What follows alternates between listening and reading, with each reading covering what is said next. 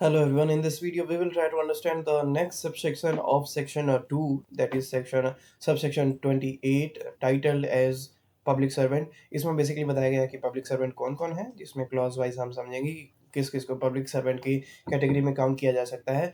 And this subsection 28 comes in section 2 that is titled as definition। Okay, इसमें public servant में सबसे पहला है हमारे पास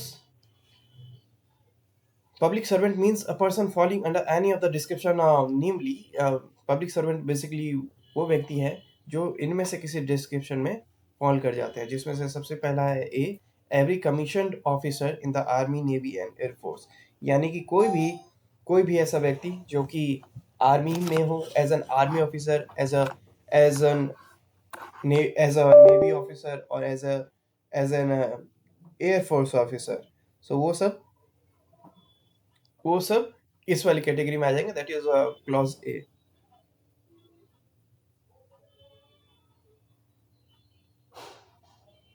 then we have clause then we have clause b, that is every judge including any person empowered by law to discharge, whether by himself or as a member of any body of persons, any adjudicatory function।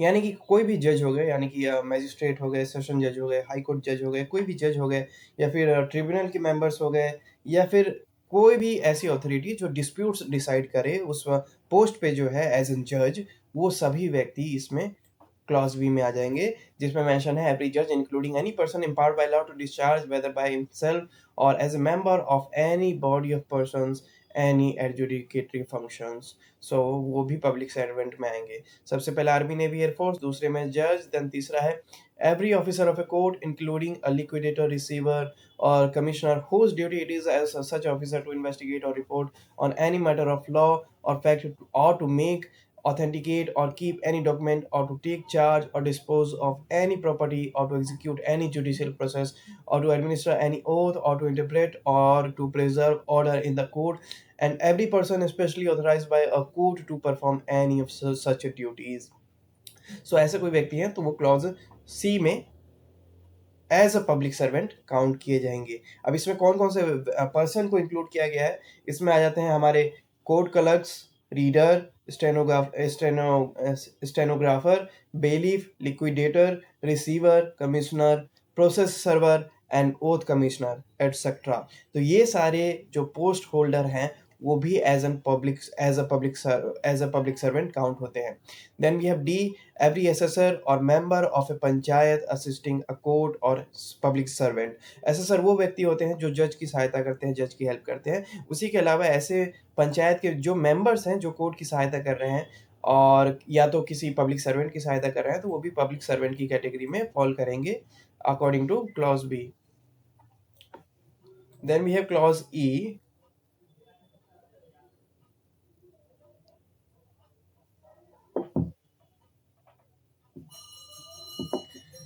Then we have clause E, that is every arbitrator or other person to whom any cause or matter has been referred for decision or a report by any court or by any other competent authority। So basically ई में आ जाते हैं हमारे arbitrator, mediator जो कि court के द्वारा appoint किए गए हों, या फिर कोई भी इंक्वायरी ऑफिसर, तो वो हमारे ई में आ जाते हैं। एवरी आर्बिट्रेटर और other person to whom any cause or matter has been referred for decision or a report by any court। सो ये तो हो गया आर्बिट्रेटर, ये वाले हो गए मीडिएटर, और रिपोर्ट बाय एनी कोर्ट ये हो गया इंक्वायरी ऑफिसर और any other competent public authority.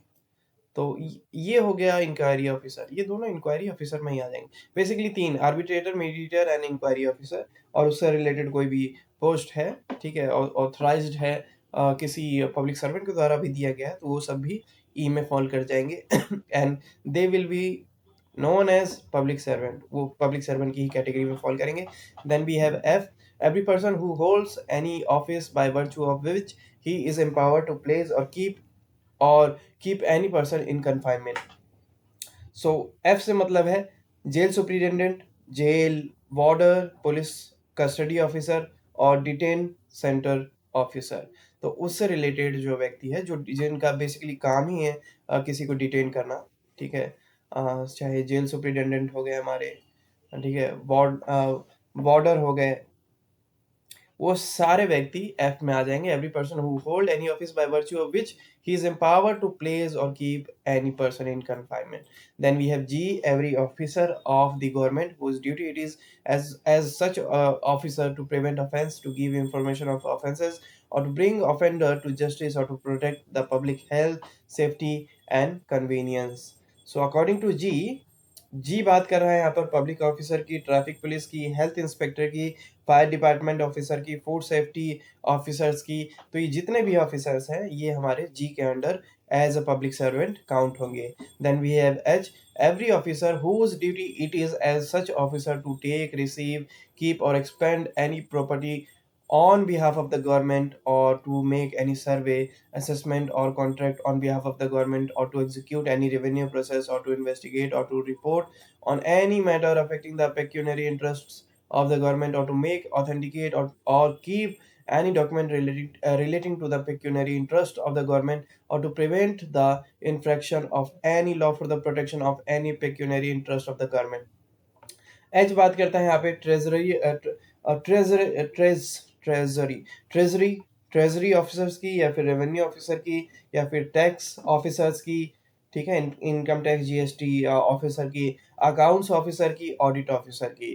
तो treasury, revenue, tax officer, accounts, audit officer, ये सारे एच के थ्रू कवर अप हो जाएंगे और ये सारे भी as a public servant count होंगे। सो एच फिर से रीड करते हैं, every officer whose duty it is as such officer to take, receive, keep or expend any property on behalf of the government. यहाँ पर ये जो to keep on behalf of property, इस पे इसमें रिसीवर भी आ जाएगा क्या?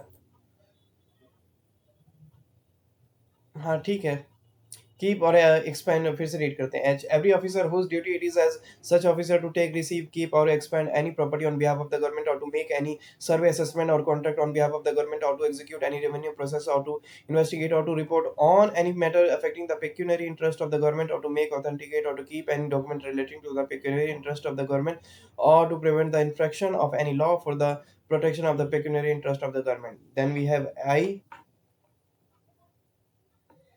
सो बेसिकली एच जो है, जो गवर्नमेंट के पैसों, सर्वे, कॉन्ट्रैक्ट्स या रेवेन्यू से डील करते हैं, वो सब भी पब्लिक सर्वेंट की कैटेगरी में आते हैं। Then we have I.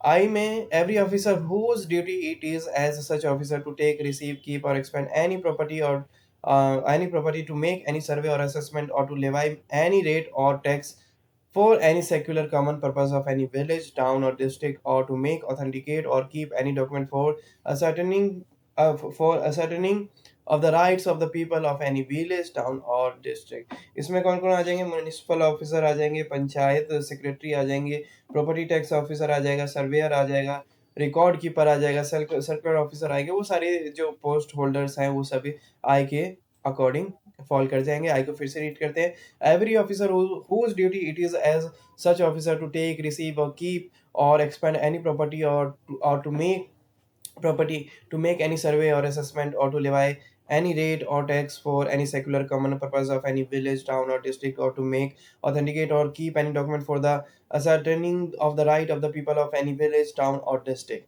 So कौन कौन से थे? Municipal officer, panchayat secretary, property tax officer, survey, record keeper etcetera. Then we have H, every person who holds any office, every person who holds any office by virtue of which he is empowered to prepare, publish, maintain or receive an electoral roll, or to conduct an election or part of election. जे के according कौन कौन से आ जाएंगे? Election commission staff आ जाएंगे, returning officer आ जाएंगे, booth level officer आ जाएंगे, presiding officer आ जाएंगे, polling officer आ जाएंगे। तो वो सारे आ जाएंगे जे के अंडर में, और वो सभी पब्लिक सर्वेंट में काउंट होंगे। देन वी हैव के दो पार्ट में स्प्लिट है। के का फर्स्ट कहता है, इन द सर्विस और पे ऑफ गवर्नमेंट और रेन्यूमरेटेड बाय फीस और commission for the performance of any public duty bye the government. अब के फर्स्ट के अकॉर्डिंग कौन कौन से आ जाते हैं? परमानेंट एम्प्लॉयज हो गए, कॉन्ट्रैक्ट स्टाफ हो गए, डेली वेज स्टाफ हो गए, कमीशन बेस्ड स्टाफ हो गए। तो वो सभी पब्लिक सर्वेंट की कैटेगरी में आएंगे in the service or pay of the government or remunerated by fees or commission for the performance of any public duty by the government. Okay. Then we have KK second, that is in the service or pay of a local authority as defined in clause 3L of section 3 of the General Clauses Act 1897, a corporation established by or under a central or a state act or a government company as defined in clause 45 of section 2 of the Companies Act 2013.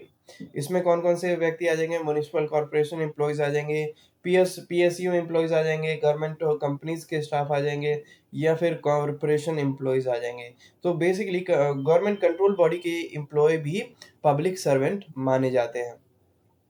उसके बाद हमारे पास आ जाता है explanation. Explanation 3 है हमारे पास।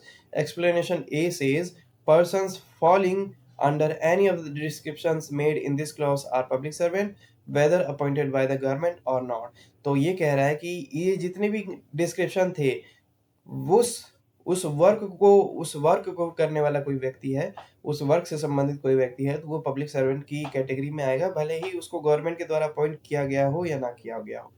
Then we have clause B, every person who is in actual possession of the situation of a public servant, whatever legal defect there may be in his right to hold that situation, is a public servant। तो ये कह रहा है कि भले ही कोई व्यक्ति हो जिसके उस पोस्ट को होल्ड करने के लिए कोई डिफिकल्टी हो, कोई रिक्वायरमेंट हो, कुछ इशू आ रहा हो, लेकिन वो भी पब्लिक सर्वेंट ही माना जाएगा। अगर कोई इलीगल अपॉइंटमेंट के बावजूद पोस्ट पे काम कर रहा है, तब भी पब्लिक सर्वेंट माना जाएगा।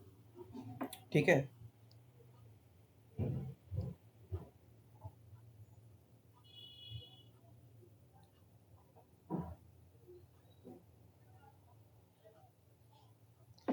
Every person who is in actual possession of the situation of a public servant, whatever legal defect there may be in his right to hold that situation।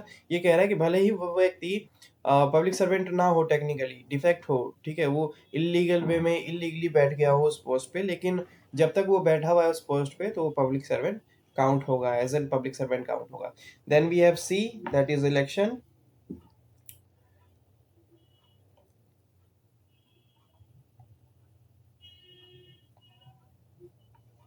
ये क्या कह रहा है? Election means an election for the purpose of selecting members of any legislative, municipal or other public authority of whatever character, the method of selection to which is by or under any law for the time being in force. Election का basically यहाँ पे मतलब ये है कि जब चुनाव हो किसी एमएलए को चूज करने के लिए, या फिर किसी एमपी को चूज करने के लिए, या फिर म्युनिसिपल किससे रिलेटेड कोई इलेक्शन हो, या फिर पंचायत से रिलेटेड कोई भी इलेक्शन हो, तो वो सभी इलेक्शन की श्रेणी में ही आएंगे, उसको इलेक्शन की श्रेणी में, इलेक्शन की कैटेगरी में काउंट किया जाएगा। एंड ठीक है, बस इतना ही। और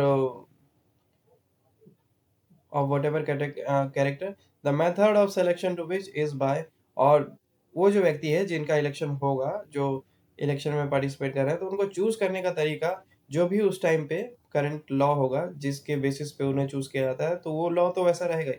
लेकिन जो भी ऐसे व्यक्ति हैं जो एमएलए के इलेक्शन लड़ रहे हैं, और एमपी का हो गया, म्युनिसिपल कॉर्पोरेशन का हो गया, पंचायत का हो गया, तो वो इलेक्शन के ही अंडर पार्टिसिपेट कर रहे हैं, इलेक्शन उसी को कहेंगे। इलेक्शन का मीनिंग ही वही है। ठीक है, इलेक्शन का मतलब कि एमएलए के लिए एमएलए का चुनाव, एमपी का चुनाव, म्युनिसिपल कॉर्पोरेशन का चुनाव, एंड पंचायत का चुनाव, तो वो इलेक्शन में आएगा। Then we have illustration what illustration says a municipal commissioner is a public servant। यहाँ पर ये कह रहा है कि जो म्युनिसिपल कॉर्पोरेशन है, म्युनिसिपल कमिश्नर जो है, वो भी पब्लिक सर्वेंट में ही काउंट किया जाएगा। So basically, public servant includes judges, court staff, government officers, police, tax officials, election staff, defense officer, and any person performing public duty, whether appointed legally or not।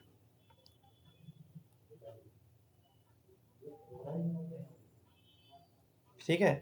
सो ये था हमारा sub section 28 of section 20 of section 2। what section 2 says? Section 2 talks about definition, in which subsection 28 talks about who is public servant and who will be the public servant, to whom we can say that the person is public servant, जिसके अंदर इतनी सारी category हमने देखी, जिसमें से